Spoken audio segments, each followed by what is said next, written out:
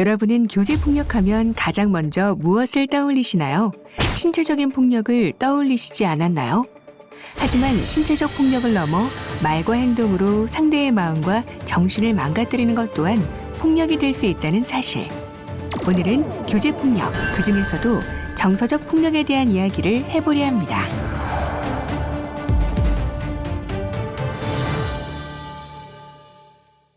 (2021년) 여성폭력 실태조사 결과에 따르면 교제폭력의 유형 중 정서적 폭력 피해가 61.9%로 가장 높게 나타났습니다.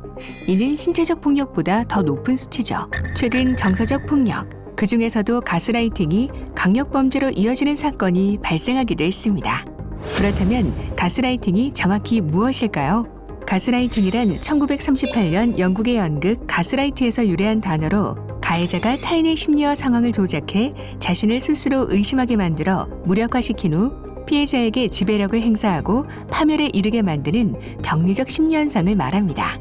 미국의 심리학자 로빈스턴은 가스라이터를 세 가지 유형으로 분류했는데요. 첫 번째는 매력적인 가스라이터로 이들은 상대방을 특별하게 취급하고 만족감을 제공함으로써 상대를 통제하려는 유형입니다.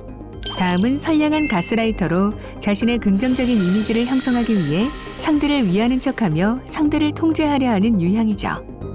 마지막으로 폭력적 가스라이터는 공격성을 직접적으로 표현하지만 농담이었다와 같은 말로 가볍게 넘겨버리며 상대를 통제하려 하는 유형입니다. 그렇다면 가스라이팅이 진짜 위험한 이유는 무엇일까요? 먼저 가스라이팅은 살인 같은 강력 범죄로 이어져 또 다른 형태의 범죄를 야기할 수 있습니다. 다음은 피해자에게 미치는 영향으로 피해자의 현실 감각을 왜곡하고 정상적인 사고 및 판단 기능을 방해하여 주체성을 빼앗을 수 있습니다.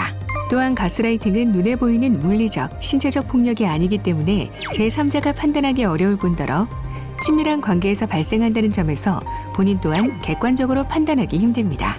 즉, 폭력을 폭력으로 인식하지 못하는 경우가 발생한다는 것이죠. 또 지속해서 가스라이터의 가치관을 강요당하는 과정에서 자신에 대한 믿음을 상실하고 심리적으로 위축될 수 있습니다. 끔찍한 범죄로 이어질 수 있는 무서운 가스라이팅. 하지만 아직까지 우리나라에서는 가스라이팅을 심각한 범죄로 인식하지 않는 것이 현실인데요. 그러나 외국에서는 이미 가스라이팅에 대한 인식 변화가 일어나고 있습니다. 2019년 연인의 지속적인 가스라이팅으로 피해자가 자살에까지 이르게 된 한 사건을 통해 가스라이팅이 범죄로 처음 인정받게 되었는데요. 재판 결과 가해자는 2년 6개월의 형 집행유예와 10년의 보호관찰을 선고받았죠. 이 사건이 우리에게 시사하는 바는 명백합니다. 정서적 폭력 또한 신체적 폭력 못지않은 중대한 범죄이며 한 사람의 인생을 망치는 직접적인 계기가 될 수 있다는 것이죠. 우리는 정서적 폭력의 위험성을 인지하고 피해자가 폭력에서 벗어날 수 있도록 해야 합니다. 만약 정서적 폭력을 당하고 있는 피해자가 있다면 그들이 잘못되지 않았다는 사실을 일러주고 경찰 혹은 관계기관을 통해 전화상담, 의료지원, 신변안전조치 등 보호조치를 받을 수 있도록 도와주세요. 폭력을 용인하지 않는 사회의 시작, 우리의 인식 변화에서부터라는 것 반드시 기억하시면 좋겠습니다.